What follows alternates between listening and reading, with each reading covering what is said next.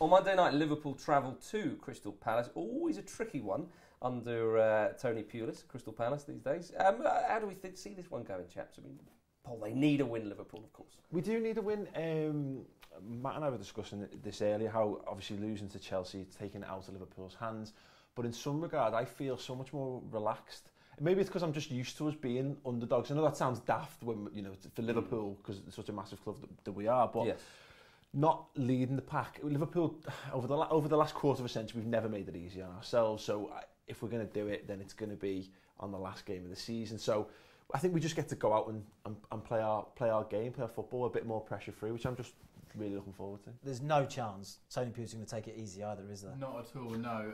We love playing home games. There's a good atmosphere at Selhurst. I think it's become one of those places where a lot of teams don't really want to come anymore. Rodgers made some interesting comments after the Chelsea game when he said that the way Chelsea played was setting it up for the Palace game with long balls and long throw-ins. I thought it was a bit ignorant because actually Palace don't really play like that at all. We certainly haven't got anyone that does long throw-ons. I haven't seen that. No one's good enough to do that. And we don't really play long ball because we don't really have any sort of cloggers or any big lads. So it's more direct and it's more down the wings. But I think that Pulis might even use that maybe as a kind of a team talk for his lads. But they'll be up for it. Last home game of the season. Big season for us as well, so time to celebrate. He said he's going to pick his strongest team. He said, mind you, Jose Mourinho went to Liverpool and won with loads of change. He said, so he might give him a ring and see the way he goes. I got a feeling that our second string probably isn't quite as good as Chelsea's second string. So, yeah, he'll pick his strongest team. It'll be a chance as well for the Palace fans to show their appreciation to the players this season for what's been incredible. It would be nice for Palace to finish their home games with a win, of course. But, I mean, Paul, obviously Liverpool need to win. This was actually a game that people were looking at because the home game against Newcastle, they get the Newcastle 3 points in the bag, no bother these days. But how do you think Rodgers will set up? Will he be quite cautious or will he just do his normal style and try and blow them away? No, he's just going to go for it.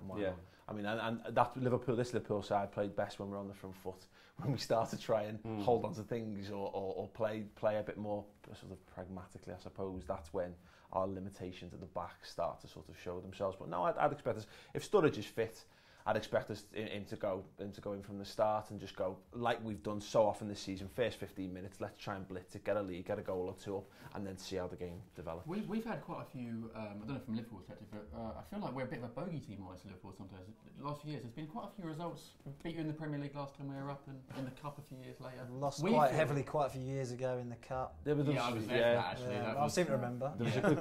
Forget that one. That one's yeah. There was a game in '89. I remember that went quite well.